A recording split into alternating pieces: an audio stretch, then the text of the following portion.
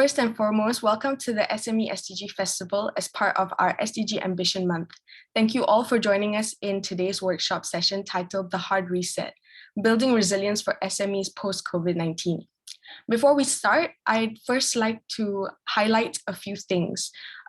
We would appreciate if participants could keep your microphone on mute and your camera off.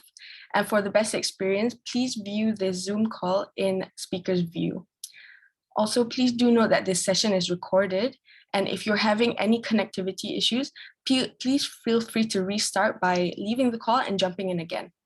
We welcome you to be interactive as well during the session, so please feel free to ask any questions or put it in the chat box below. I hope this is clear for everyone, and if you have any questions, please feel free to reach out to Hani and I. To start, I would first like to thank our knowledge partner, Eden Strategy Institute, for hosting this session. Our trainers for today are from Eden are Waihuini, Rachel, and Calvin. With this, may I first invite Calvin to introduce yourself to our participants, please. Thank you and have a great workshop. Thanks very much, Nabila. A very good morning to everyone. Hi, how are you, all of you? My name is Calvin. With me, Waihuini and Rachel, we are all from Eden Strategy Institute. It's a real pleasure to be here. As background, our company, allow me to just share my screen in the meantime. There we go. Should be able to see it. Okay, I think you should be able to see my screen. So as a quick introduction, our company, Eden Strategy Institute, is a social innovation consultancy firm. The few of us are based in Singapore and Malaysia. The few of us who are here today, I think I have a couple more colleagues, Claire and I think Angeline, who are also joining us. Basically what we do is we help companies to be able to identify and realize shareholder value or economic value from solving societal challenges. So never more than in this period of post-COVID situations do we find many different opportunities and need for companies to be able to lend their core capabilities into solving some of the pressing issues of our day. We specialize in what we call business system innovation. We believe that, to go far, we have to go together. It is not only about what the private sector can do or what SMEs can do, but how does that align with what policymakers are thinking about and the regulatory framework, what the big MNCs are doing, as well as what the people sector, where the non-profits, where our citizens, where our politicians are heading towards as well. So I think all of us have to be able to drive actively together, work well together, and in order across the whole business system, in order for meaningful change to be had. We work across disciplines, so sometimes we find ourselves doing statistical modeling, financial projections, business model design, engineering, product development, and we do whatever it takes in that sense to be able to create impact across different industries, across different countries. And while we are supporting many governments, a few of us are based in Singapore. We have supported the governments all over Asia Pacific, even as far as away down to Australia, to the US. We consult, run workshops also. We've helped the Saudi government, for example, come up with a $1 billion charitable support fund.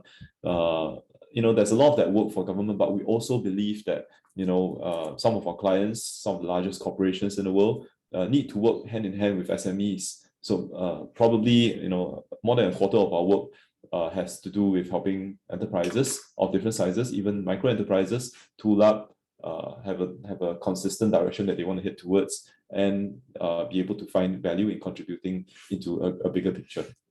So that's a little bit about us. I think for today, what we are hoping to be able to share with you and to actively engage with you are a couple of things. Firstly, I think this first part, I think all of us are pretty aware of the scale of what COVID-19 has created in terms of its impact, not only in the healthcare space, not only in the political space, but in the economic and basically the lives of the people that we're touching. We all know about COVID, but I guess the question is, what is it that we can do about it as business leaders here? For SMEs, what is it that we can do to contribute and to benefit from this entire disruption? We're going to go through a little bit about what we call materiality assessment. This is part of sort of ESG development, environment, social and governance, to build up the resilience of your business. But more than just tracking the impact of your business, what we're hoping to do is also help you all to think about how you can fundamentally consider ways that you can transform your business to be a lot more resilient than the way that classical economics and classical business systems tend to help us think about it. This today is intended to be an interactive exercise also. So I hope it's okay if all of you, rather than leaning back, you will lean back for the first 20 minutes or so, but there will be a time where we're asking you to lean forward and actively engage with us. You will be for this entire couple of hours of your precious time to be most useful to you. Our plan and our design is for you to actually work through what are some of the core risk issues of materiality to deal with your business, and more importantly, how can you actually perform this hard reset for the most material issues of your business. So it's a workshop style. It's intended to be active. We will be breaking up into small groups, and then there will be some discussion, there's some brainstorming. And our hope for you is that at the end of today, for this next 2 hours, you will walk away not only with a very core understanding about what's most material, you understand the framework, you understand the risk factor, you can repeat this across the different aspects of the business later on, but you also have a chance to practice how this material factor can be relooked at and transformed altogether. So that's our plan. We will be working through to about 11 o'clock. And today we've organized this also as a webinar format. So, as we are going through some of these concepts, if you feel that you have any questions at any point in time, just stop me. Otherwise, in about maybe 20 minutes or so, we will start doing the breakouts already. Okay, so just want to prepare you all for that.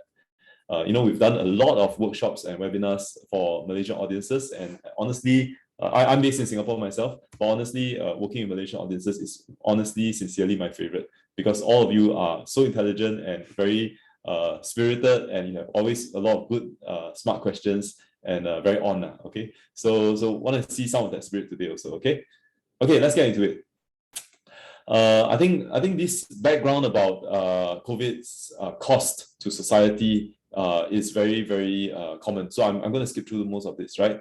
There are jobs that are lost, there are children who have been affected, there are people missing classes because of that.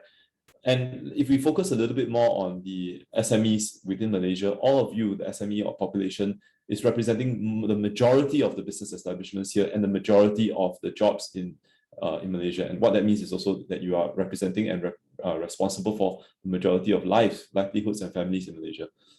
Yet at the same time, while there's nothing more powerful than business as an engine for innovation and for economic growth, COVID has shown us that purely focusing on economic growth alone is resulting in a lot of cost, and businesses suffer because of that. The very relevance of business is being affected.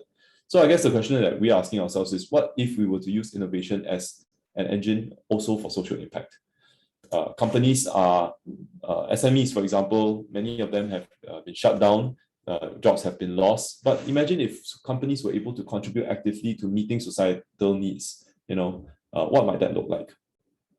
Historically, we've always been looking at economic returns as the almost singular marker for success, right? We are focusing on KPIs like revenues, market share, margins, profits, cost reduction, and there's nothing wrong with this whatsoever. I think this is really important. If you don't have that perspective, you don't have that discipline and rigor, we go bankrupt. There's nothing more to talk about already, right? So this is absolutely critical. But at the same time, we have also observed that in this pandemic, thinking about ways to create meaningful social impact, right? Whether is it about fulfilling society's needs for trust, for basic goods, for community, for how we can come together as a society. Companies that have been doing this are actually enjoying great success, great economic success, because they are able to plug into meeting some of these needs. So I guess the first question that we're asking ourselves is your company meaningfully and fully contributing to the communities that you serve? So first question. And I have 10 of these quick reflections, okay? So this is the first of 10. We talk a little bit more about another aspect of business now. We've seen that this pandemic has hollowed out the whole business practice of outsourcing in the early 2000s, and has led to every of our countries moving towards specialization. But in a situation where global supply chains are shocked, basically many countries themselves have a lot of discontinuity, right? Basic goods are food, furniture, basic things, right? Are affecting our country, any country's resilience. If you look at this statistic, interesting one that we have found, just a 2% reduction in Chinese exports is creating, for example, in Thailand, almost $1 billion worth of export losses, right? So we are so reliant, and it's not just about China, it's about any country, right? So I would like to ask you all to consider how actually are you sourcing things, and if you are based in Malaysia, for example, targeting a Malaysian market, there's almost never a better time than to see how you can be reintegrating your supply chains locally in order to be able to ensure that your country's supply chain is actually resilient and strong. So historically, we've always, as business, been thinking about specialization. We get greater economies of scope or economies of scale. And as a result of this high dependence on specialists and subcontractors, skill sets are more and more narrow. People know actually so-called deeper and deeper, but less and less of everything else. And entire business systems seem to be co-relying on other people, on ERP systems and things like that. But at the same time, this extreme division of labor and the complexity of supply chains is leading to many, many stockout situations, even on basic things like food, furniture, equipment, books, and so on. So instead of thinking about the supply chain, I think the idea here is, if we are conceiving business as a supply net, right, with heavy localization on many different strategic verticals, how is it that we can work, and how can you contribute to, say, a global supply net, as well as deepen as a country your supply sourcing, right? So smart factories, for example, need to rapidly retool their manufacturing lines. You have to have a certain agility to be able to shift depending on what the market needs are. And the value that's then created is not really about the economies of scale and the depth of specialization, but your ability to innovate. Again, the question here when it comes to sourcing is to ask yourself, what kind of capabilities do you really need to ensure an agile response when the market conditions are changing so fluidly? Right? Today is this sector, tomorrow is another pandemic. The day after is a whole drive, for example, towards ESG. How do you bring about that agility in the whole supply chain, in your supply net? The third reflection is about positioning, right? So as we have seen that, in this pandemic, it has revealed a vulnerability that in hospitals, for example, have a severe lack of, even in the early days, personal protection equipment, right? And this is leading to even the healthcare workers themselves actually getting infected, into the capacity being drained down. So how do we reallocate, when we are positioning economies, how do we reallocate resources to public goods when market forces don't meet societal needs? So historically, I think the thinking is always, okay, let's just rely on the market, economics will work themselves out, there's an invisible hand, free market will work things through.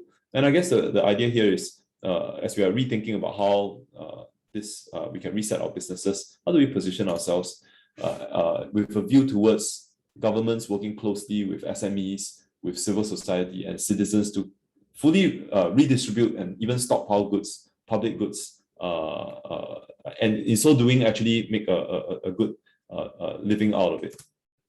I guess the question is, what is it that businesses can actively do to support the national objectives of the markets that you're operating in? Ask yourself now, right? For example, in Malaysia, what are some of the key trends, key challenges, key sectors, and key transformation efforts? And if you can ride along with that, even as an SME, you will find yourself buoyed by where the market will be. Your government, for example, is putting a lot of funds and investments to rejuvenate the economy in a few different sectors. How is it that you can work closely to support that and be of value to other businesses, to even multinationals? From our work, because we work quite closely, not only with SMEs, but also with governments, large global nonprofits, for example, large foundations and impact funds and banks, as well as large businesses. Many of these organizations, I can tell you all, also need help, right? They are actively looking. And yesterday, for example, I was talking to a bank and they were telling me about how they are one key way that they are trying to add value to the whole sustainability space is actually in coming out ecosystems. They are trying to curate a whole mix of different service providers, SMEs, experts, and so on, so that when they go to let's say they are a bank, they go to a customer, they have to add value more than even their capital, their financial capital. So they are adding value by offering a turnkey solution. And for all of you, let's say, I understand many of you might be SMEs, the idea is how do you plug yourself into government's list of expert resources, or that of a bank or foundation or a fund. And through all of these, when you are thinking in view, how can I contribute to that big picture national objective?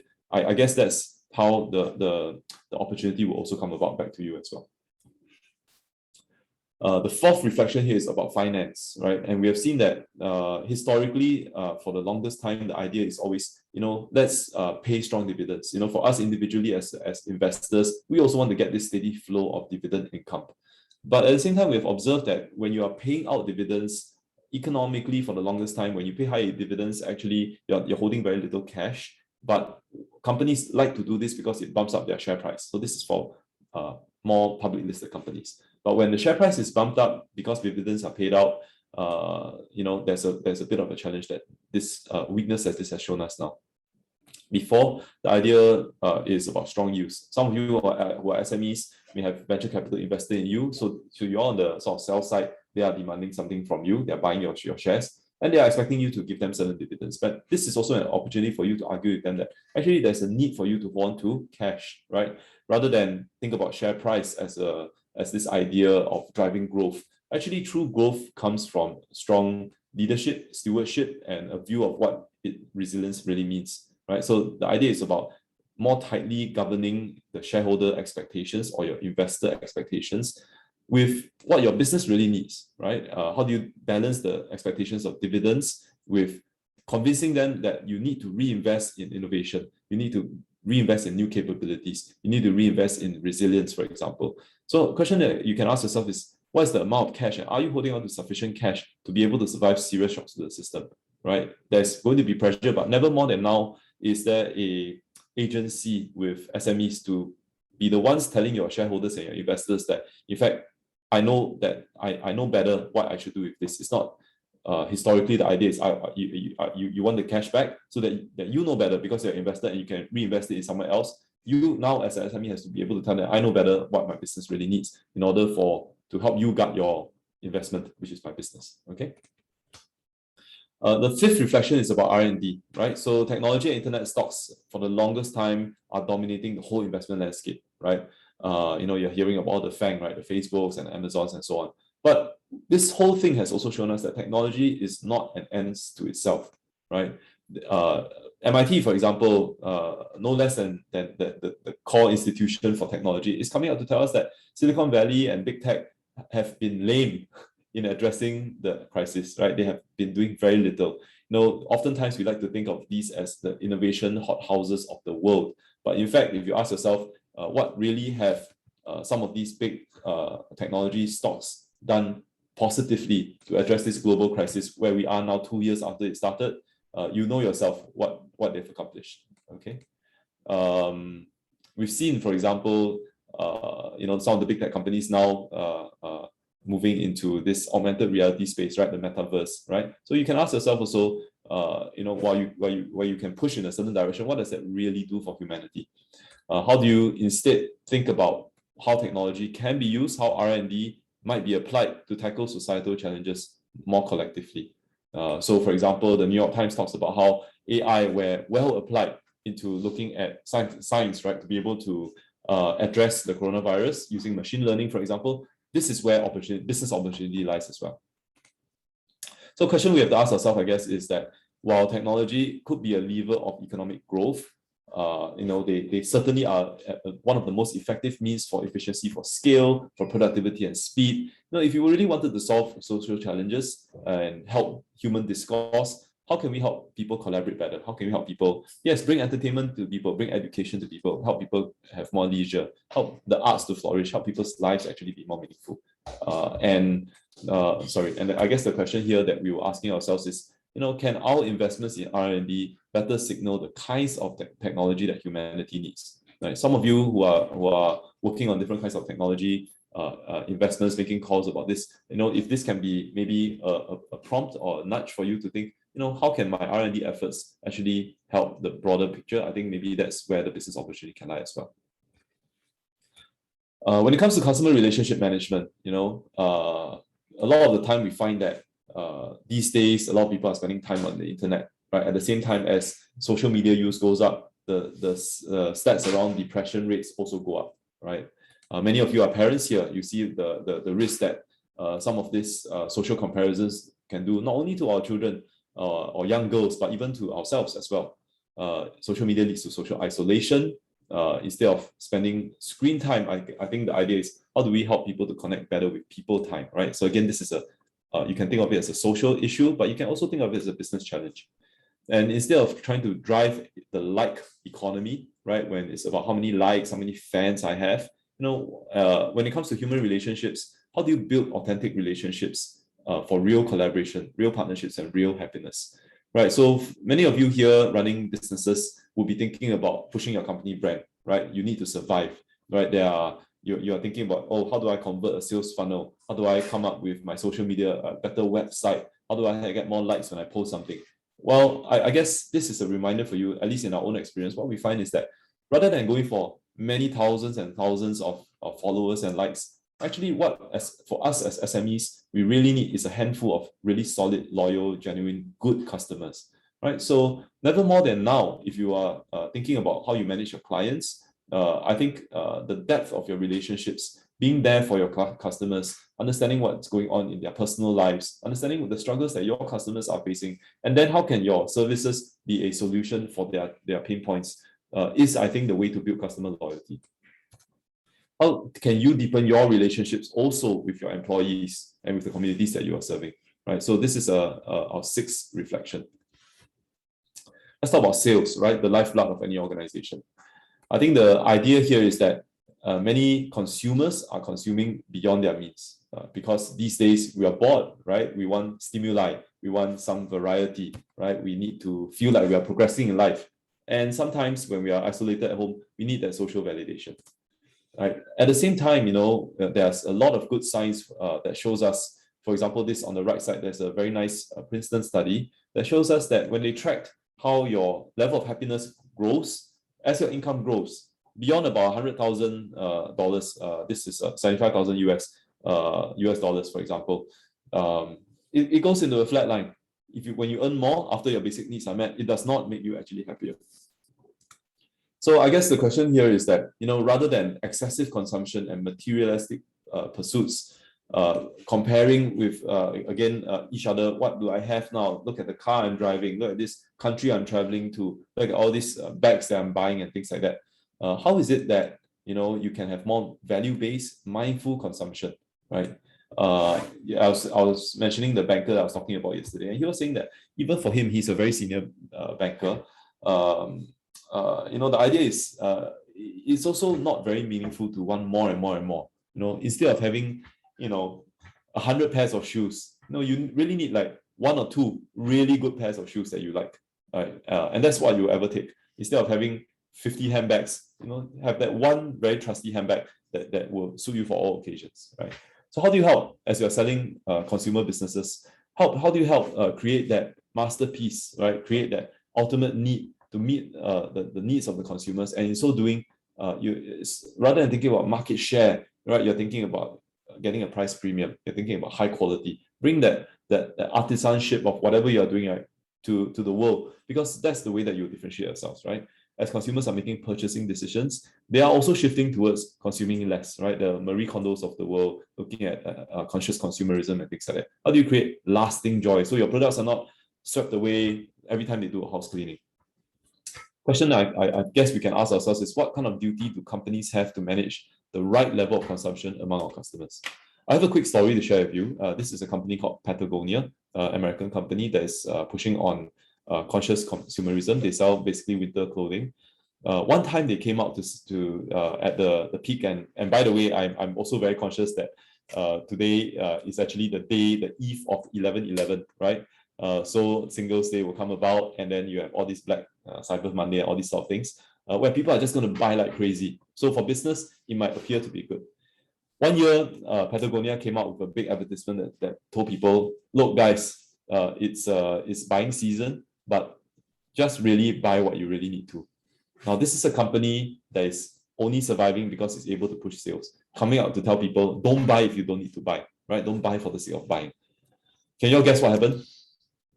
Their sales went through the roof, right? Because consumers looking at this started thinking to themselves, what do I really need to buy? What does quality really mean for me? How can I be a lot more conscious in the way I buy? And who is the company that I want to buy from that I trust? And in the end, people decided, oh, actually, this company here, which is being authentic, that has high quality products, is the company I want to buy from.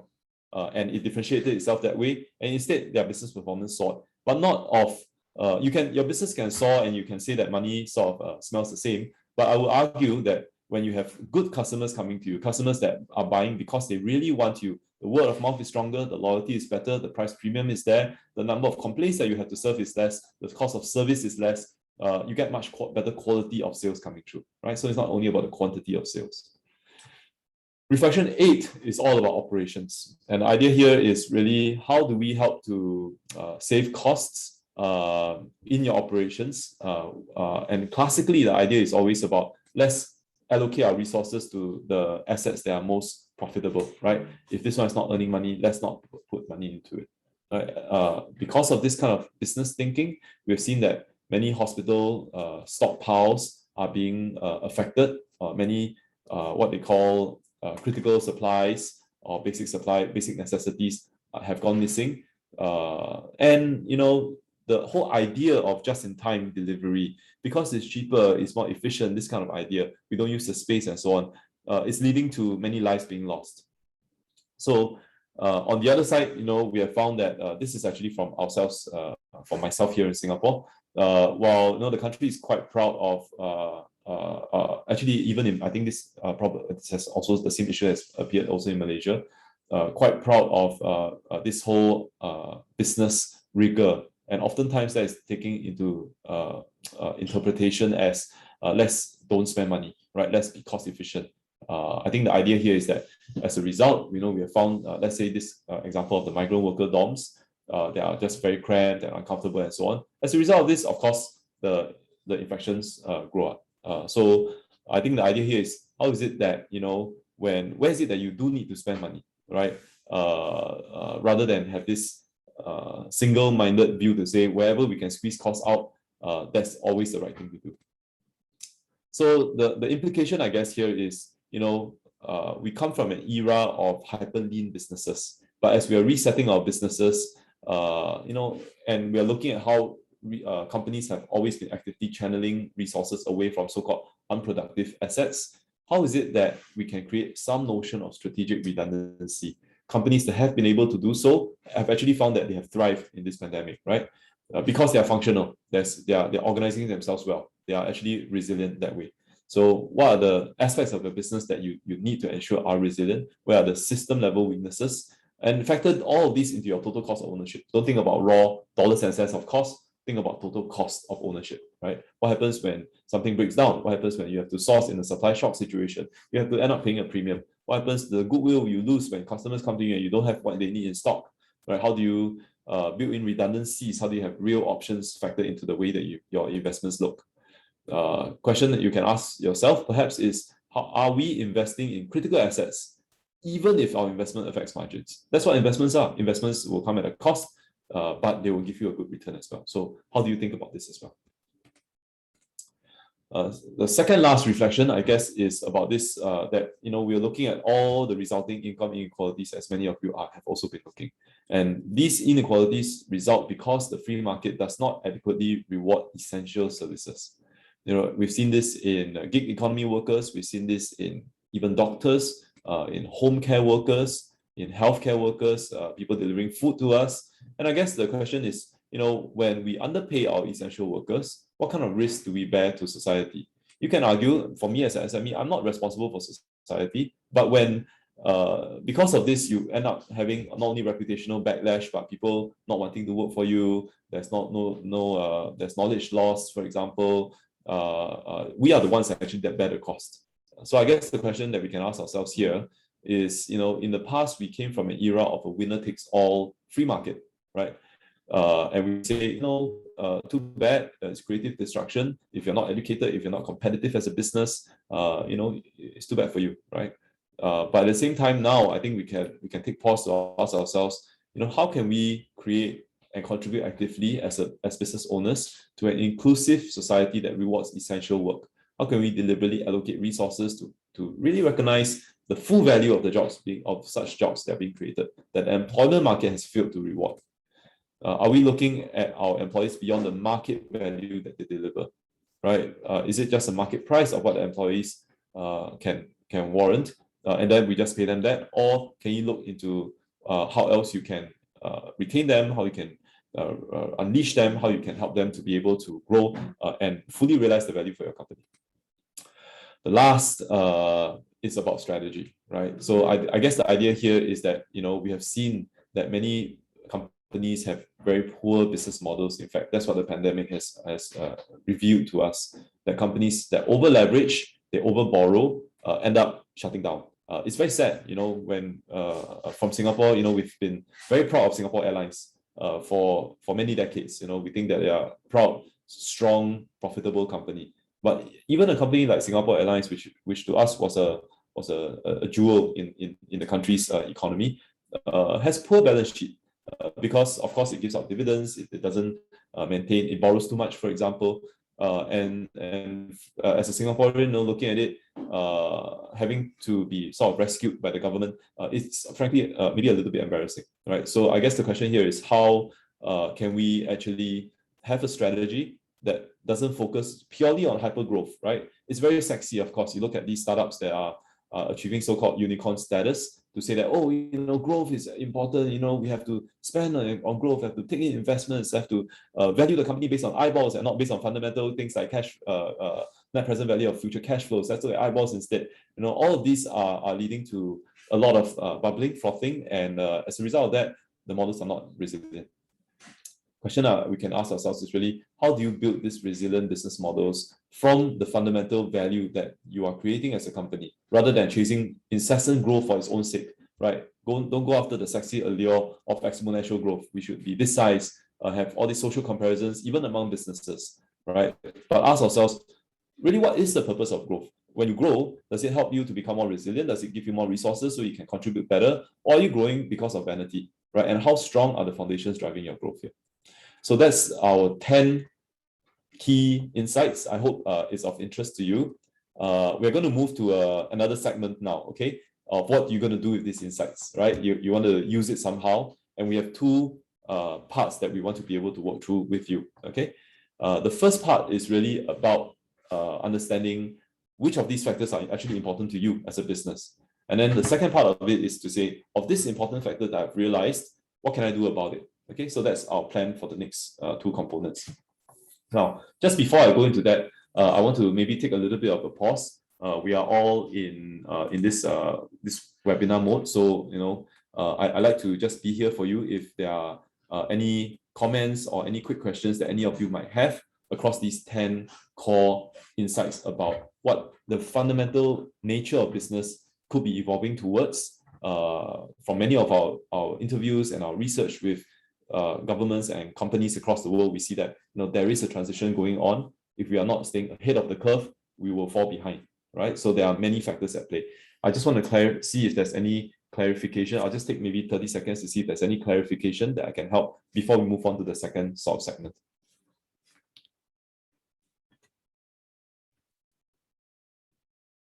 You can use the chat also. Let me know what you guys are thinking, or you can use the voice also if you want, the camera.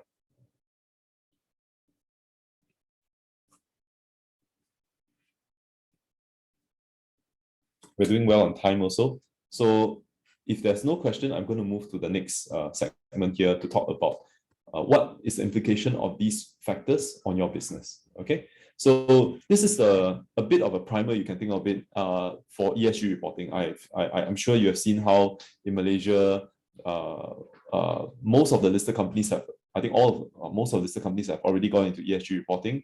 As a quick primer about ESG reporting, I also want to just maybe quickly share with you all that the state of ESG reporting today has the big companies reporting on their impact and their risk factors. Okay, so when it comes to carbon, and this week is COP26, right, in Glasgow, where companies and countries are making even bolder commitments towards a low carbon future.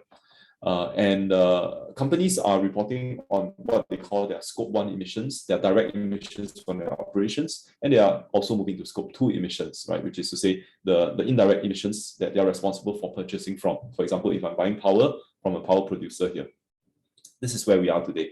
And all these scores have to show for this, and this is going to get more and more teeth into it as you observe what's happening in Glasgow. the implication for SMEs is actually the scope 3 emissions of the big companies. The scope 3 emissions, which they are going to increasingly start to report, will be your scope 1 emissions, right? They will ask you, because many of you will be serving an MNC, to report to them what is your carbon footprint. Okay, so this is around the corner, it's coming, right? So all of us have to be prepared for this. Now, as the scope 3 emissions are increasingly taking off, and you are required to do your own tracking of your ESG as well, all of you will very shortly, in the next couple of years at the most, will start feeling a lot of pressure from all your customers to start, MNCs to start coming to you to say, hey, are you a green company? What's your ESG impact? Can I see your report, sustainability report, and things like that? So how do you start thinking about this, right? That process of going about it is a bit tricky, is a bit long, right?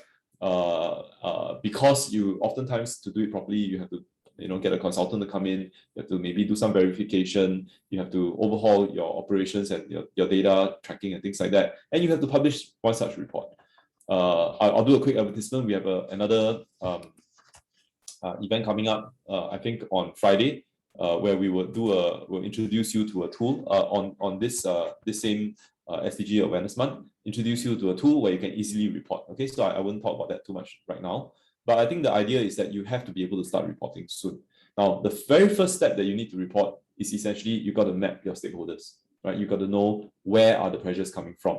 Okay, so that's the very first thing. The second thing that you need to do is then, of all of these factors, the stakeholders that are coming and affecting you in your business, could be customers, could be employees, could be communities, could be your vendors, could be your regulator. Who are these stakeholders firstly? And after that, what are the risks that they present to you? So the risk can be captured, we call it material risk. What's the most important risk, right? The material factors are the topics that create, either directly or indirectly, they will affect your ability to sustain yourself, right? To create economic growth, to create social value, and you put your business at risk. So that's how you think about materiality factors. As a case in point, maybe I'll choose an example of, let's say, I don't know, for example, let's say a bank, right? Let's say a bank has to do their sustainability report, and it will be very easy for a bank to say, okay, here's our network of branches, here's our data center, we use this amount of paper and things like that. Okay, so that you might think to be the most sustainable, the most important material factors for a bank. But if you think about what the nature of a bank essentially is a company, is an organization that holds onto your money and lends money, right? So lending money is the core business of the bank, right? And if I lend my money into, and we're talking about scope 3 emissions now, customers that are, for example, coal-fired power plants, and the customers, because of the money I lend to them, are able to create these more coal-fired power plants, and as a result of that, they pollute the environment more.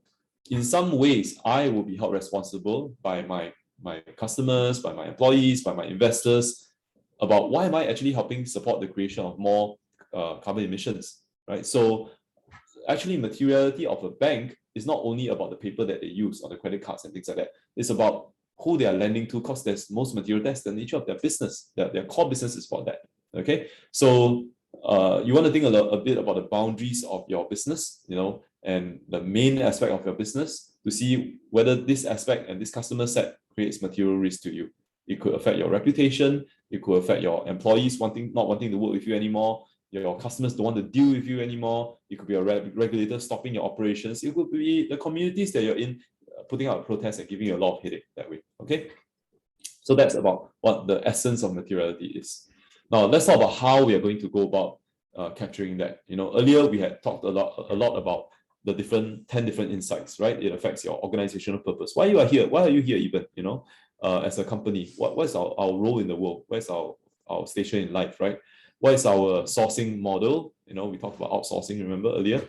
And also, things like your finance, the way you are dealing with customer intimacy in the relations that you have with your customers. We talk about sales, we talk about human resources, we talk about strategy, okay? So within this, I think the first thing that we would ask you all to do an exercise around in small groups shortly is to think about, for each of these 10 factors, what is your degree of influence on your stakeholders? Okay, you can go quite precise about this, but for our simple workshop today, we just call it high or low. If, for example, let's say we talk about R&D, for example, and I'm a I'm for example, mom and pop supermarket, and I'm just selling produce, right? Selling some packaged goods or selling shampoo or whatever it is. And you ask yourself, what is my degree of influence on my stakeholders when it comes to R&D? Can I influence the shampoo formula that Unilever is selling through my shop, right? Can I influence how Coca-Cola is coming out with their new drinks to be less fat, because I can sense that there's a trend of my consumers being very concerned about health and wellness, for example, because COVID has shown me that, right? So am I in a position to influence Coke's R&D? Okay. The answer, if I was, let's say, a retail proprietor, can look a little bit different. A small retail proprietor can look a little bit different from if, let's say, I was instead, say, working in the healthcare space, right? I might be a laboratory, I might be maybe running I might be a doctor, for example, running a clinic. I get good data, for example. I might be running an IoT a business, and I see a lot of interesting trends coming about. Can I take advantage of the data and insight that I see from my trends, my research, my business, to be able to inform on my clients' R&D, for example?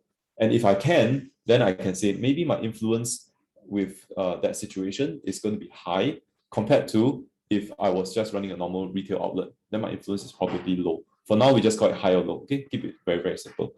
Across the 10 factors, that's the first dimension you can think about. And on the right side, you will see that if I were to think about this factor, is this factor a heavy impact on of risk? Does it give me a heavy risk, or does it give me just a low risk?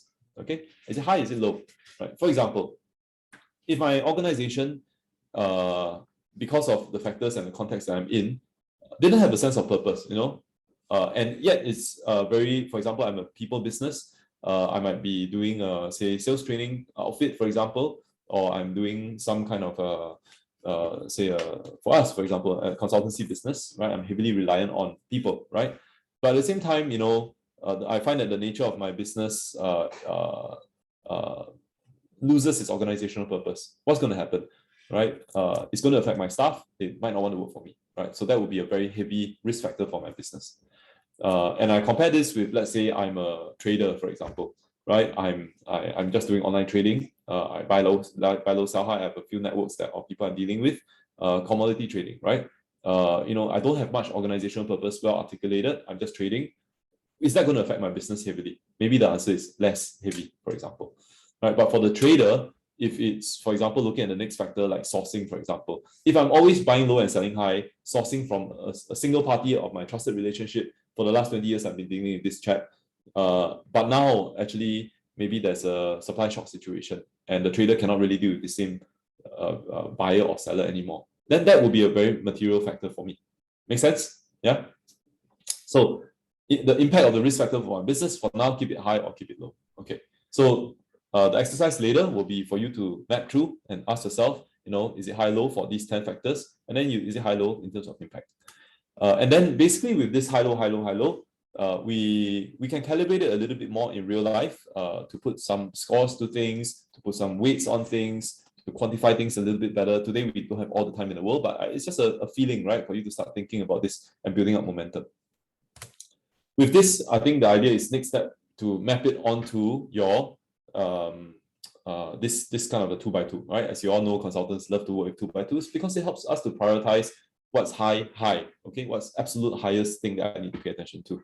So the horizontal axis looks at, of course, as I mentioned, the impact of the risk factor of my business. The vertical axis looks at the degree of influence on my stakeholders, okay? So I might find that for my business, and it's always relative to each other, right? Because it's about, we don't have all the time in the world. You've got to decide on what's the one or two very critical things that you must focus on, okay? Because it will present this clear and imminent threat to your business and your resilience and your survivability.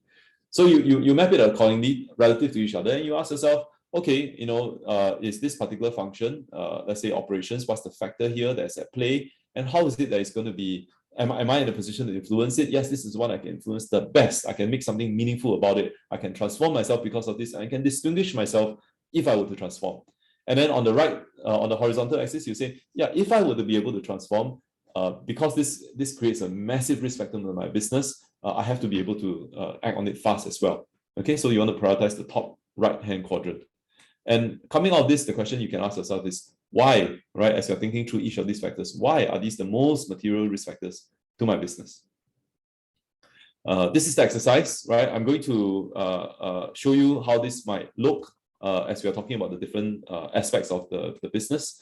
Remember, we covered the 10 different insights that we shared with you earlier.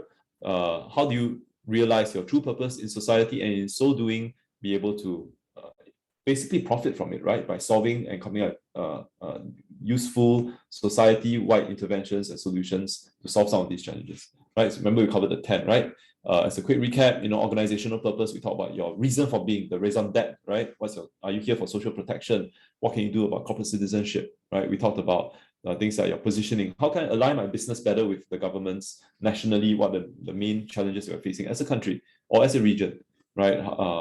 For example, things like R&D, right? How can I have my efforts in technology development lent for good? If I'm a AI company, if I'm an IoT company, if I'm a chemicals company, can I do R&D in things that can solve material things that day-to-day people really care about? Things like operations, for example, how do I have better strategic redundancy? Things like strategy, how can I deleverage, or what is the degree to which I need to deleverage? Borrow less money, basically, right? And grow at the right pace. What is the right pace for me? Okay, so this is the moment we take a quick pause, break ourselves into groups. Let me just take a look at this. Hold on. We have quite a number of people here. So 1, 2, 5, 10, 15, 20. We have 20 plus people. My proposal is to break us evenly into, and quite randomly, into groups of about 6 or 7 each. So we break ourselves evenly. Myself, Rachel, and Y will help to facilitate each group. The question, the simple exercise that we're doing for the next, let's see, about 10 minutes or so, is to work on those factors that I just showed you on this page. Is it high, low, high, low, high, low, right? Think about your business. Think about which, the whole idea is to be able to understand how these different factors affect you. And then after that, we will do a small group discussion within the 6 or 7 of us, okay? To say that for each of your business, this is the factor I'm seeing. And I will encourage all of you to share actively, right? We'll make sure everybody speaks so that it's going to be useful to you, okay? And then we will come back and we will do the second segment, which is talking about, now that I've identified the factor, how can I do something meaningful and purposeful about it? For now, we just do a brief stakeholder mapping in our mind. Who's the key stakeholders? And then based on stakeholders, what kind of risk do they present? Do a quick scoring, and we do a quick sharing. Okay, so we spend about 20 minutes within our group presentation. My time now is about 10:18. 1 second. So we'll come back at about 10:35, maybe. We'll come back about 10:35, and then we'll do the other part. Okay. Can I trouble Nabila to give us the 3 groups? Now, you will see shortly, you'll be invited to go to group 1, group 2, or group 3. Please click on it, go into the next group. We will see you in the small groups. When we finish off, there will be a countdown clock that comes, or we will be returned to the main room in 59 seconds that will count down. Please don't exit the room, because there's another second part of this segment where we will discuss how do you actually then take advantage of options. Thanks a lot, and I'll see you all in the small groups. Please ask your facilitators many questions also. All right, thanks. Nabila? Okay, yeah. Just putting everyone into the rooms now and opening.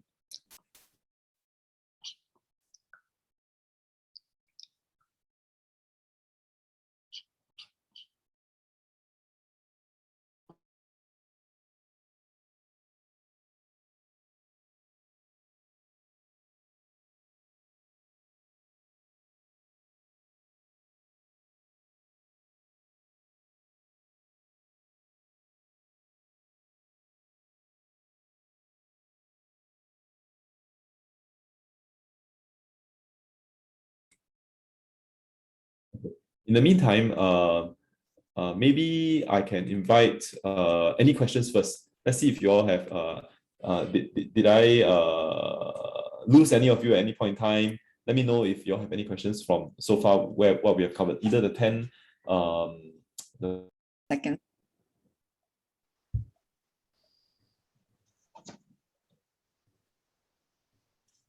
All right, so I think we should all be in the room already. Maybe before we kickstart this exercise, I just want to give us some time to introduce ourselves, so that we all know, where we're coming from, who we are, which organizations we're from, before we kickstart the little exercise that we've prepared for you. So maybe I'll just go first. My name is Rachel. I'm from Eden Strategy Institute. So I'm a senior strategy consultant at Eden, and I've been there for the past 2 years. So at Eden, we do what we call social consulting, where we work with many government agencies. So we work, with government agencies, with corporates, with NGOs, with SMEs as well. My own personal background is in environmental studies. That is an area that I'm particularly interested in the environment, in how to create more sustainable future for ourselves, especially with businesses. So that's just a brief introduction to myself and my personal interest. I'm just going to go around to invite you to Yong Hui, could you also introduce? Okay, good morning, everyone. I'm from Morning. Yeah, I'm in charge of quality system for the company. It's a public listed company, K1. We are manufacturing electronic device, box build device, and a healthcare device. Okay, I'm in charge of quality system, mainly for the ISO system, medical system, medical standard, ISO 13485 medical standard, and some product quality involvement. Yeah.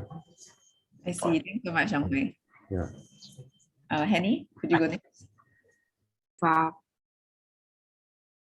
How applicable it is to your different backgrounds and professions, and what have your thoughts been so far? I'm in the industry for the manufacturing for foods, the snack food purposely. So most of our customer is supplying to the retailer shop, right?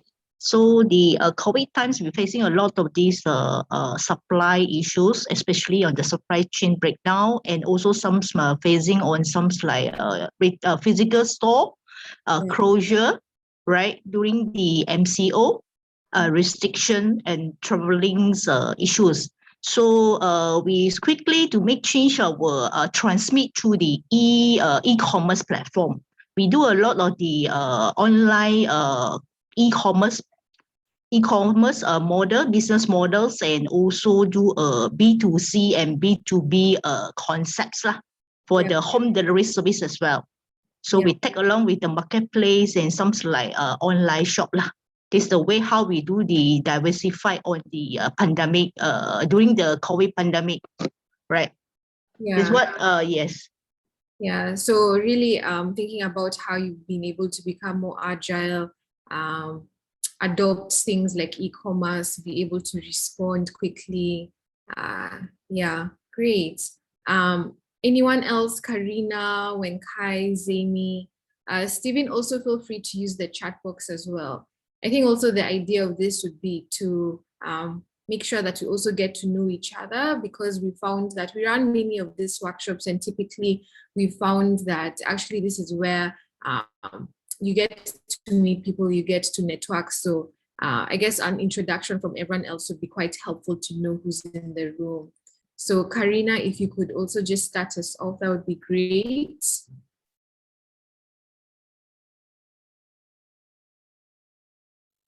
Karina, hope my sound is now working, or even when Kai, feel free as well.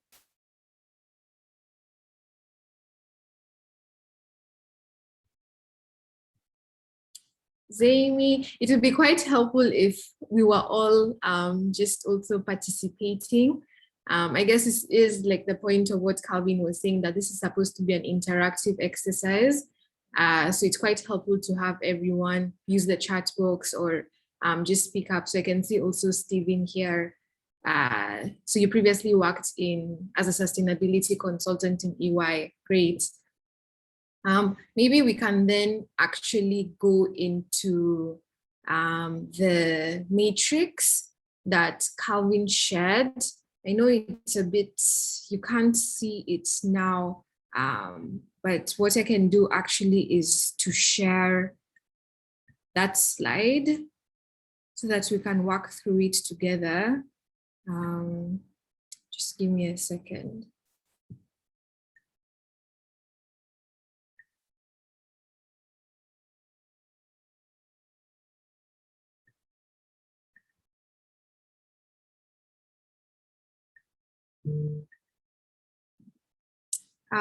So you can see actually my screen here. So what we have actually is the matrix. I hope, can I just check, actually, can everyone see this clearly? Yes, you can see it. Great. So you have the 10 different thought starters that Calvin shared. So I'll just give you about 5 to 7 minutes to, based on what Calvin mentioned, to select actually how does this, or rather the degree of influence on your particular stakeholders, as well as the impact of the risk factor on your business. So we're just going to do that for about 5 to 7 minutes. Just think carefully about this, and then we'll discuss some of the results. Yeah. So right now it's 10:27. So at about 10:32, we can discuss this. Also, let me know if anything is unclear. To say, what could be one of the key stakeholder groups that you're concerned about, and then what's the kind of risk that they present to you, and then we can talk about, is this something that is within your control, right?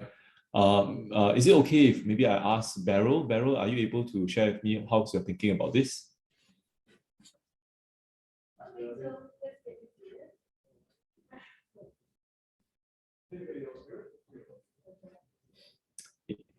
Beryl, can I ask whether you are here, Beryl?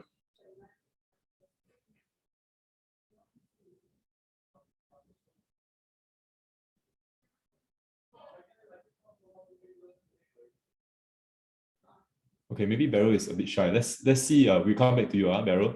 Madhya, is it okay if I talk to you for a little bit, Madhya? Yes. Yeah, awesome.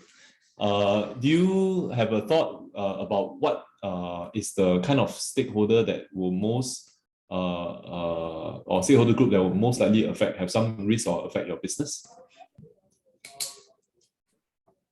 Yes. Who is it? In my case, our stakeholders will be the government. Government, yeah. Yeah. What is the type of business that you happen to be in, and then how will the government likely affect your business? In what way? Government affects all of us, but in what way? Actually, I come from Development Financial Institution. Okay. DFI. Now, we are one of the development agencies by the government. Okay. Our role is to assist the entrepreneurs. Okay. In providing financing and also corporate support. So the government is one of our key stakeholders, because we rely on the policies and also the planning in order for us to structure our programs. Okay. And also for the funding that we receive to carry out and implement the planned programs for our entrepreneurs. Exactly. Okay, fantastic. So I suppose this would affect several different things, right? If you look at the list of material factors, government's direction and policy will probably affect your strategy, it will affect your finance, it will affect the way you position yourself. Now, across these few different possible dimensions, is there any, if you were to prioritize, which do you feel is the greatest aspect that if the government goes A or goes left or goes right, which is the greatest aspect or factor that might affect your business? I can say the main key that will be affected is our strategy, and Yes. also our finance. Okay, affects strategy, affects finance. Yes. Of course, I suppose not only is the degree of impact or risk high, the degree of influence that you have on this is also. Are you able to? Do you find that as a DFI, are you able to also influence the government on both the strategy aspect and the finance aspect? Yeah. Yes. Can influence as well. So this will be high, right? Yes.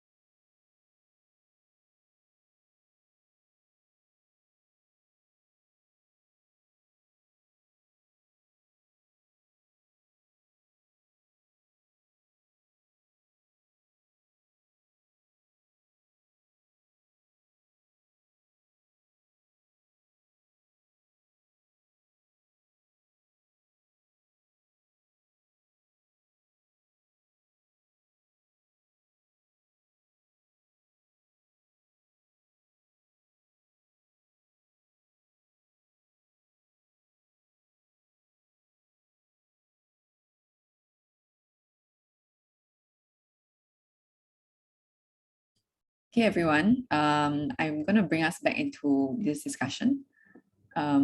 If you don't mind, could you also please turn on your cameras again so that I can see whether you're done or not?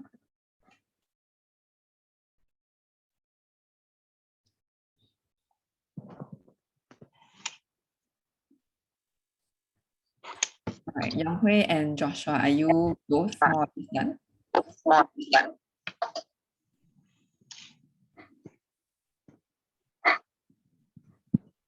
Okay, so in the interest of time, I'm going to invite you all to share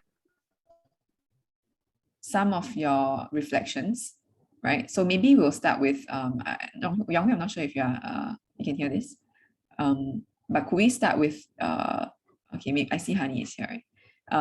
Maybe could you share which of the 10 you have put a high in both boxes for your company?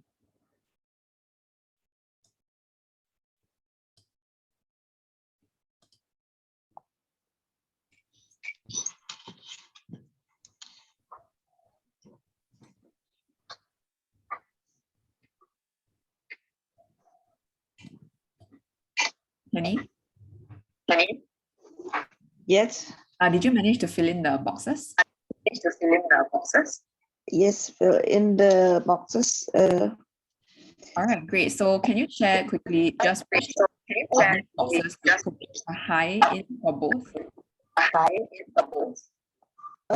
Almost all of the boxes have a high score because we are here in the pioneering businesses for the startup. Financial business. I see. So pretty much all of this is high for you, right? For both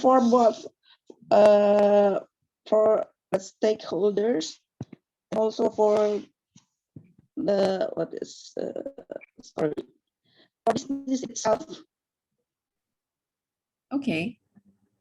Awesome. So which of these actually less curious. Pardon? Which of these are low importance?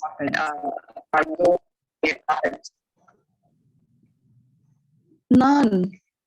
None of them. Wow. Okay. I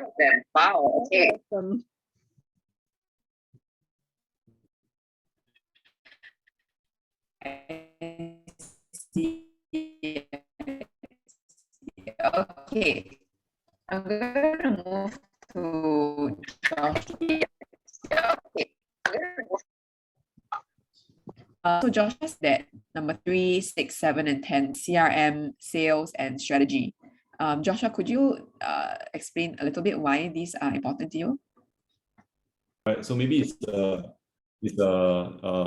inability to see, or it's an inability to interpret, to say, oh, if if I were to do it, this is how I will go about doing it. This is how my job would be affected. Sometimes it's because if I can see how this is my job that's going to be affected, but I may personally not be able to lend myself to saying, hey, if I need to have new training, if I lose my part of my so-called empire, if my decision making is taken away from me somehow, then I don't really like the idea either. Right? We are all human, right? So it's also about helping them to see that they can still thrive even if the business were to pivot towards reporting against SDG, right? Not only that they need to be resistant, or that they don't understand it, or that they can't see it, right? So there's a few different reasons for that. Sometimes they just have a different perspective of the world, right? Oh, my perspective is that, it's all about efficient delivery. It's all about making sure I'm providing sufficient financing, or I'm all about a financier. I'm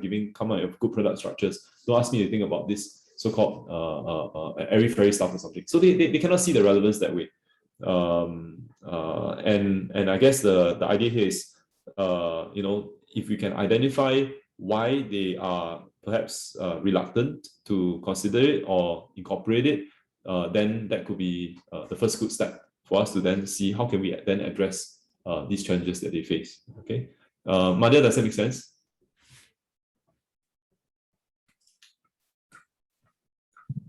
Yeah, so you asked me the reason of the resistance.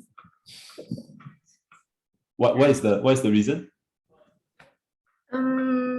Based on our engagement, when we try to highlight on this, what we can see, like you said, natural resistance is normal, but then what we can see is because they think that this SDG is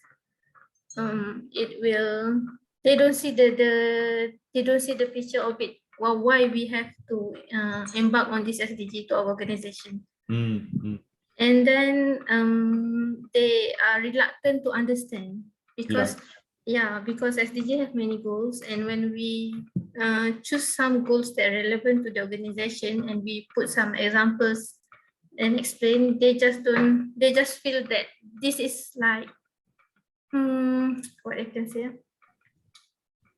Maybe they think that this will be an additional job to them, and also this will be complicating the current whatever they are doing right now. That's what we know, because we don't get the buy-in from the upper management to support this due to that reason. That's the main reason that I can say, because to get their buy-in for the idea to still are very difficult for us right now. I understand. I mean, we can talk a bit more about it later, but I think some of the classical things around management buy-in are like, you want to get the senior, maybe the CEO or the chairman or chairperson to buy in already, then come out and lead by example. In some of our work before, it's about communication, it's about making sure that the sell-in process makes people feel like they are the reason why they are thinking about this, so that you bring the most resistant people to come in and you have them become the champion, right? Rather than become the door stopper. You have different things like you can change the incentive design, so build it into their KPIs. When you make small goals, you make small wins, you build progress, and you make them celebrate that. You translate some folks into heroes who are making some progress, and you say, hey, look, we celebrate them, right? This is everybody should be like this person, because the person is actually helping us to achieve the SDG goals. So all of these things, like communications, leadership, incentive design, all these things will come in hopefully helpful. Let me come back to you in a couple of minutes, Madhya. Let me check in with Beryl. Beryl, do you want to try keying in inside the chat? What is the factor that you feel that you are able to identify as giving the greatest risk to your business, as well as that which you have a high influence with the stakeholders? Beryl, use the chat. Oh, good. Oh, great. Thanks for putting and by the way, forgot to say, Madhya, thanks so much for sharing. It's very helpful, and I'm sure that all of us are learning from this as well. Thanks, Madhya. Okay. Beryl is with a marketing agency. Key stakeholder is the B2B customers, and it affects strategy and sales. Okay, excellent, great. So I suppose if you are offering a marketing service to B2B customers, you're helping them with their marketing strategy or marketing execution, and those customers themselves are facing the brunt to reinvent their business, right? Imagine you're selling your customers are industrial company, for example, or healthcare systems company, for example, and they need to differentiate themselves. Where marketing comes in, if you can advise them, how they can fundamentally help them as capacity. You are a capacity builder, like me, for example. I'm also a capacity builder. We help other people, right? So when we help other people to see that, hey, actually, their business needs to transform. Their business can be relevant into a changing kind of context. Their business can profit from this context. Their business can position itself uniquely to some of these, to be relevant in some of these societal, in the light of some of these societal challenges.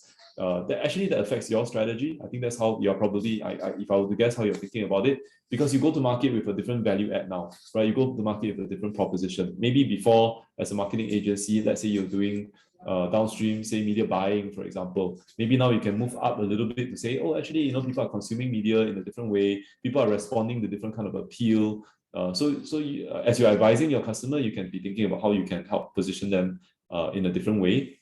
So they become successful, and when they become successful in light of the changing context, of course you become successful as well. And when you are selling to the customers through sales, I think it's great you identified that. So that will also drive the way that you do sales, the way that you, maybe I can perhaps also argue a little bit of that. It probably affects a little bit of your CRM as well. Maybe you can think about how your customer relations can be different. You can deepen greater customer intimacy out of that, and you can maybe even think a little bit about how it could have implications on your R&D. So your own capability and product development, when you are coming to your stakeholders, your customers, how is it that you can offer a new kind of service for them? If these days people are, for example, some of the mega trends you know much better than me, buying more from e-commerce, or they're buying more from omni-channel, or they are responding differently in social media, or if you are selling to a B2B customer will also itself face downhill, right? To other businesses that they are supporting, and they need to be efficient that way, or they need to be more plan their operations in a different way. So how can you help them as they are thinking through their strategy, for you to communicate that differently as well to them, right? So those are a few quick thoughts, but I'm really happy, Beryl, to see that you have been able to identify also clearly that strategy and sales, the way you do it, will be most material to you. Jason, welcome. Jason, I just want to see if you are able to also perhaps share with us, looking at the 10 factors here, which of these 10 factors do you feel may present the greatest risk to the nature of your business? What's the nature of your business? How does the factor give a rising risk to your business? Rachel, you want to, Jason, you want to share your thoughts? Jason, are you here? Yeah, hello. Hey, hi, Jason.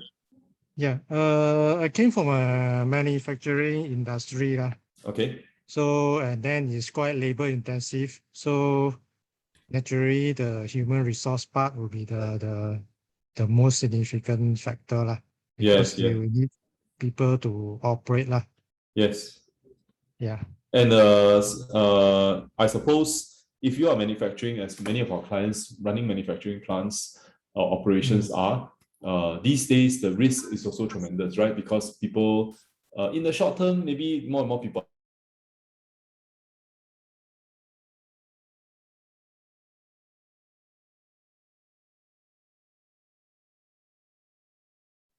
Hi, Nabila. Hi, how is everyone here? We're all good in this room, all set. Ready to move back to the main room. Okay, sorry, because the other breakout room with Calvin is still going on. So I'll let him know. Yeah, checking on a different room. That's fine. I can see actually that great That's fine. I can walk through Grace actually what we did. Grace, hi, can you hear me? Grace?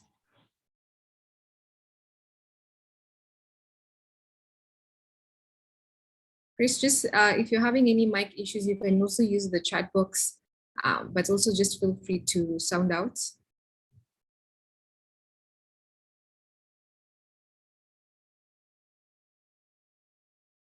Okay. Cost on our. So I just want to leave this thought with you. This concept of a net positive business is actually, if you're interested, you can look it up. It was written in a book by the former CEO of Unilever, which you may know is a huge FMCG company. They have operations across the globe, but they are very invested in becoming a more sustainable company because they have so much impact, right? They are the ones creating so many products that we use day to day, that if they can turn their business into something for good, it can be a very, very powerful force. So hopefully this is something that you bring back to your teams, your business leaders, right? So I'm not sure how many of you here are leaders in your business, like you own the business, maybe not so many of you, but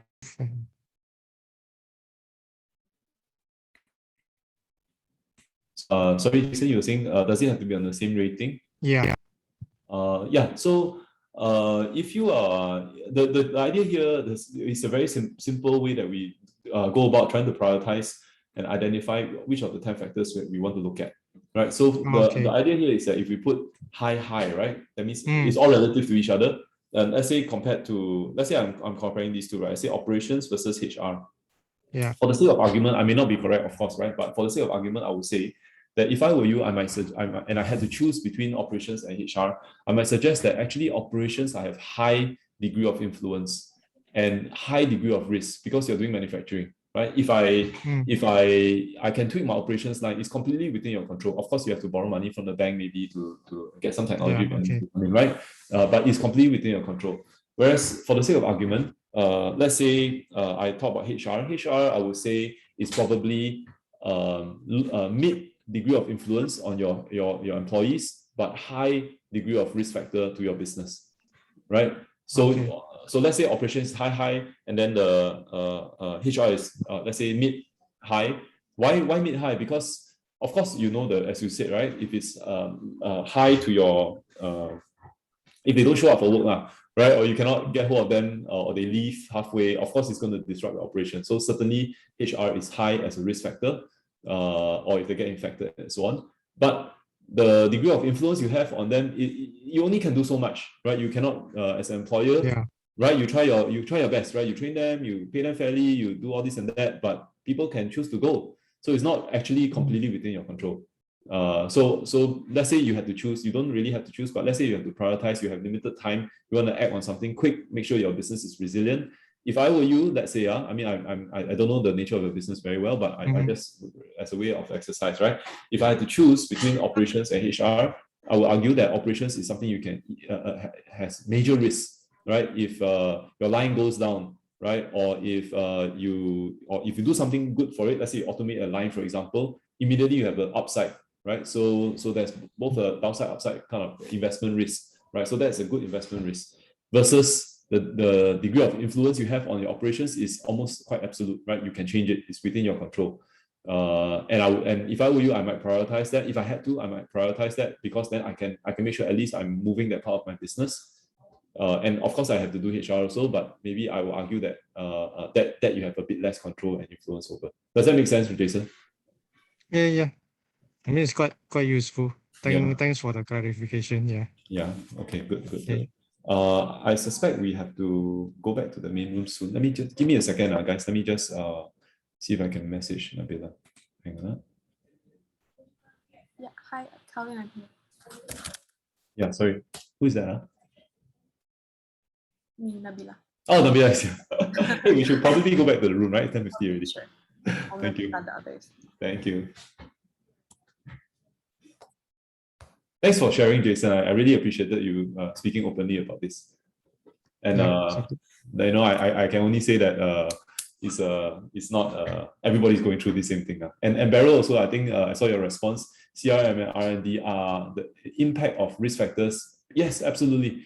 In the marketing advertising world, there's so much outdoor advertising and e-commerce and omni-channel, so much things going on, right? So I know I've done some work for the advertising sector here in Singapore, and it's very scary to see the whole advertising sector shrinking to like less than 10%, and then Facebook and Google growing by tenfold, right? So everything is changing over that way, and that means that your companies and even yourself, arguably, have to really come up with creative new ways to engage with people. Otherwise, everybody's just going to do Facebook ads, and the whole industry will shrink as a result. Right? So it is a tricky time. So technology is certainly a big risk factor. Yeah.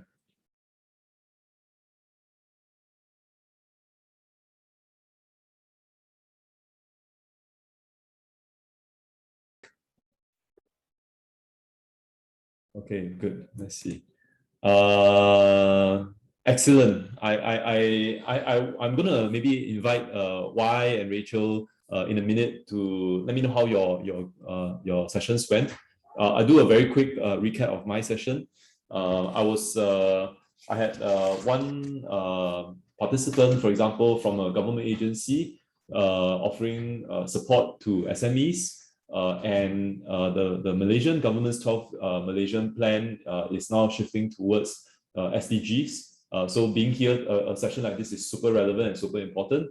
But at the same time, this big change, this material factor created some risks to do with the strategy and to do with finance, because this development agency is offering finance to the government, right? Sorry, to SMEs. And because of the change in the strategy of the government to focus on SDG, now this organization itself has to change their strategy also. Otherwise, it will almost cease to be relevant, right? So SDGs are so important here. And of course, there are challenges, right? There are challenges to do with getting some of the management team to buy into this big change of strategy. And I just outlined very briefly, I hope it's of service to outline for the rest of you here that with any change, there will always be resistance. And I think the question is just, are people resistant because they don't know of it? They don't know how to deal with it. They don't understand it. They can't see the value there of going to SDGs. Or is it simply that they can't identify what their own jobs would look like if they were to go that way, right? If they have a certain view of the world, if I'm all about offering efficiency, and now you're asking me to offer some SDG thing, I don't know how to change my job, I don't have the new skills for it, of course, they're going to be not so excited to go into that. Okay, so that's some thoughts around, in addition to that, some thoughts around the how do you manage change could involve everything from getting the chairman or chairperson and CEO to personally advocate for the cause and explain the reasons for this. It could involve getting buy-in from the senior management by making them come up with the strategy themselves. Don't make it like you create a strategy and give it to people. It could involve things like changing the incentive systems, setting up clear goals and targets, and then rewarding people, identifying champions, identifying momentum or building momentum by making heroes and celebrating the people who have been making such change, and coaching people and messaging well. These are all things to do in order to embrace SDG. So I hope that's of value to all of you. Very quick, couple of other comments. One was around technology disruption, for example, as a factor in the marketing field, where advertising marketing is really affecting the way that business is being done there, affecting sales, affecting R&D, affecting your customer relations and your strategy as well, right? So with that in view, with this big technology megatrend, how is it that we identified it now? The next question would be, how is it that you can actively pivot your business, even as a marketing agency or a fellow capacity builder like us, to help your customers be successful in this new pivot, this great pivot, right? If you can help them to reset well by communicating greater purpose, greater positioning, greater buoying them with the national agenda, for example, and they become successful, of course, then we become successful, okay? I had a lovely conversation also with a gentleman who is running a manufacturing business, and the key issues, of course, identified most material issues were about how the labor issues, HR, right? Labor constraints, people not being able to come to work is affecting the operations, and operations, of course, is another issue.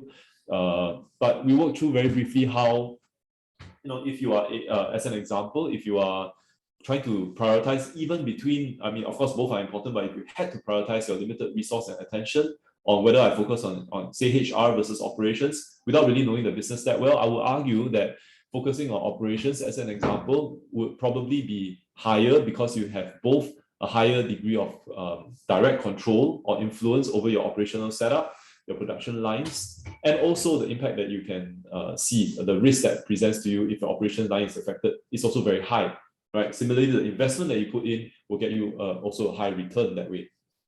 As opposed to, let's say, the human resources, where you can, for example, put in, it has a high risk for sure to your business if people don't come to work. But at the same time, I would argue that the degree of control you have for human resource, the degree of influence is limited because you can do whatever you do, but people can choose to come and go, right? So you can't completely control that. So between high and let's say mid-high, if you had to prioritize, you might want to prioritize operations because it's high, for example. So I hope these couple of examples are useful to you. Let's take a minute here quickly from, let's say, Rachel first, then we go to Waihui to see if you all had any key insights from your groups. Rachel? Yeah, thanks, Calvin. So I was in a group with three of our participants here. All of them came from different industries, so it was quite interesting to see the contrast. One of our participants is in the finance and accounting industry. Another one was, is now in the healthcare and medical devices industry, and the last one is in agriculture, doing oil palm. So I think it was quite nice to see that diversity of challenges for each business. I think just to quickly summarize, one interesting insight I got from our participants here is how important it is for all companies to continue being profitable. And as much as we are trying to steer the narrative towards, it's not just about profits, it is also about the people and the planet, right? In what we talk about, the triple bottom line, where it's not just about profits, but we also care about the environment, we also care about our communities. But in actual fact, for business to be sustainable, we still need to make sure that it is profitable so that the company can continue running, it can continue paying its staff, it can continue procuring materials that it needs for production, or to just keep the company functioning, right? So it is nice. I mean, it is interesting to see how this is one of the, current objectives of companies. And it is a very real objective. So we shouldn't, I don't think we are denying that at all. It's more like now that we have an opportunity to divert our attention purely from profits, we can start thinking about how bringing people in, bringing the environment in can actually contribute to making our business create more value for itself and also for society. So just, that's just a quick sharing for my group. Awesome. Thanks very much, Rachel. Why? Great. Yeah, just to quickly summarize, I'm also conscious of time. So we had an interesting discussion just about being able to prioritize your organizational needs, but also in the age of COVID and being agile, actually, who are the other stakeholders that you can lean on to? So an interesting example that came up was using of e-commerce and how that has actually become so central to running a successful business. So this example was from a food manufacturing business, and how platforms such as Shopee have become so integral now. And before, it seemed more of something that was a nice to have as opposed to very important to have. So that was actually very interesting in terms of even how we think about the other stakeholders that we rely on, how they become important, but also trying to balance out with how as a business we can continue to diversify sort of the channels, our distribution channels and so forth. So that was just a good thing to keep in mind, that other stakeholders can become quite key, but at the same time, how do we also ensure that we are agile enough to make sure that we aren't too dependent on them as well? Awesome. Thanks very much for that, Waihui. Yeah, absolutely agree with you. Profit, and with the both of you, right? I think there's no doubt that, and we should certainly never have the understanding that profit is not important. Profit is absolutely important. As I said earlier, if you didn't have profit, you lose the lifeblood of the company altogether, right? So by far, this is one of the critical aspects of business. Now, at the same time, I guess the question here is, in trying to find creative ways to realize profit, if we are looking at tried and old business models, like let's cut costs to get profit, right? Let's, for example, purely bank on e-commerce to get profit, then we are playing an old game. I think the idea here is how do you create the agility? How do you create that diversification? How do you transform your business model in wake of this big, great reset, right? Or this great pivot in order to identify that new sources of profit. To leave all of you with some thought starters here around the 10 core aspects that can affect your business models. The first thing is really about your organizational purpose. Once again, question is how do you meaningfully contribute to all the communities you serve in a different way, right? How do you, within your business model, as you're thinking about sourcing, how do you build new capabilities? Differentiate yourself this way, invest and put R&D into ensuring you have a more agile response to changing market conditions. Certainly, e-commerce is one way of doing things, but it's also about partnerships. It's also about this supply net. It's also about your e-commerce, or it's also about your ERP systems. It's also about your resiliency of your own sourcing. How do you position yourself to support also the broader global, national, regional objectives of the markets you're operating, and you gain profit from being buoyed by where the markets or opportunities and unmet needs are, right? So it really is about creative new ways to position yourself for profit. How do you make sure that you have sufficient cash holdings to survive serious shocks to the system? Even as we are seeing vaccination rates go up, some reopening, nobody really knows. Nobody on the planet really knows if this is a 6 months more of this situation we're in, or is it even 3 years more of this situation we're in? So, we have to be ready for the marathon.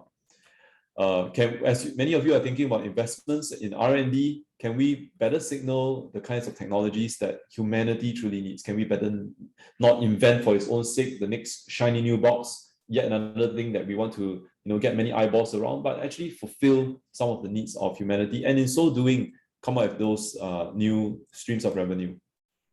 On the CRM side, how do you deepen relationships, build greater customer intimacy, not only with your customers, but also with your employees, with your communities, demonstrate your sincerity, add value, and actually be of service. With sales, what kind of consumption should we try to manage among our customers? Is highest consumption the best thing that we can achieve? Or are we maybe sort of exhausting their goodwill somehow in the long term? When it comes to operations, can we sufficiently price risks into our system? Can we invest in critical assets, even if it's affecting our margins a little in the short term? But then that way we are creating stronger operational setup where we need to, and now is the time that we really need to be able to be resilient. Human resources, as the gentleman I was talking to also mentioned, how can we create that resilience among the people that are working for us, more than just a dollar or a cost item on our balance sheet or on our P&L. And lastly, as you're thinking about growth, certainly it is important to think about it, but when you are crafting your strategy, what is the real purpose of growth? Are you growing to be stronger, or are you growing to be weaker, right? Is big really the best, or does big give you better foundations for the long term? So I hope this time together is of service to you. We are slightly a couple of minutes over time. I want to see if there's any quick questions that any of our colleagues here may have before we wrap up. Here are our contact details as well. Let's see if we have any quick questions here. If not, thank you for your time. It's been a real pleasure. Nabila, do you want to take over? Yeah, sure. I'll take over now. Okay. Right. Thank you, Calvin, Waihuini, and Rachel for the wonderful session today. It's been great, and I hope it has been of value to you all. So as today's session has come to an end, on behalf of UN Global Compact Network, Malaysia and Brunei, and our knowledge partner, Eden Strategy Institute, I'd like to thank everyone again for making time in your busy schedules to join us. But before we end this, we'd also like to invite everyone to come and join us in our other available workshops throughout this week, such as Eden Strategy Institute's other workshop, in an introduction to ESG for SMEs on Friday, 12th November from 2 p.m. to 3:30 p.m., as well as our other Maju series workshops hosted by us. And also, I'd like to take this opportunity to let you know about our other upcoming event within the month, the Go ESG ASEAN 2021 Virtual Summit, which is happening on the 24th and 25th of November. So once you signed up for the event, you'll get access to the whole month, actually, for the long virtual exhibition. I'll be sharing the link in the chat box below, and I hope to see you all there. We hope to see you all there. So with that, I wish you all to stay safe and have a pleasant day. Thanks again. Thanks so much, everyone. Bye. Thank you. Bye. Everyone.